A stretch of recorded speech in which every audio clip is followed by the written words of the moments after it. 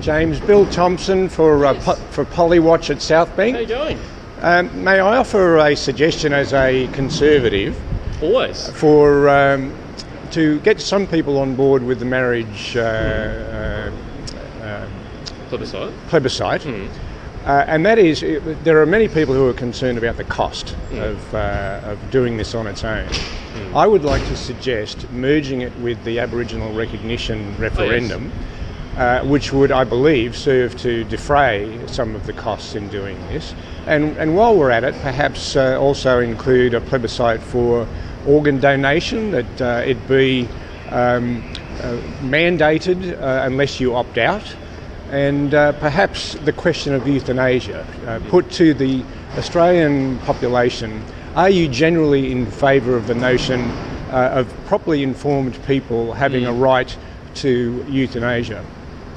Have you got any response to that sort of proposal? Oh, look, only that I suspect bundling all those issues into it would delay it quite a bit, and particularly on the issue of constitutional recognition, where we're not even close to having a question yet, or a model. So that would be okay if people were willing to wait. I suspect quite a long time, 18 months, 2 years. You think the referendum might be that long? I think so, yeah. I don't think we're anywhere near ready for a proposal on that.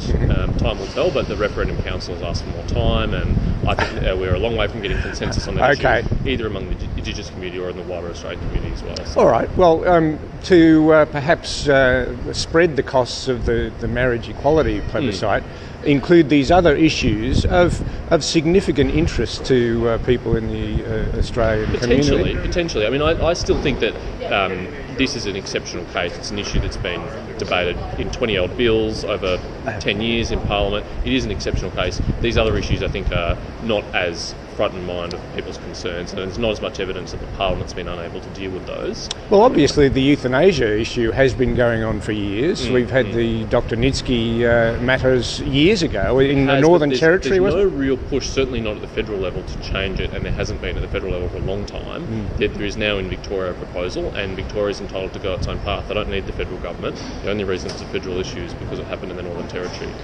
Mate, I have been in favour of a plebiscite to determine this marriage equality issue for years now. My wife and I are celebrating our 45th wedding anniversary in November. Congratulations.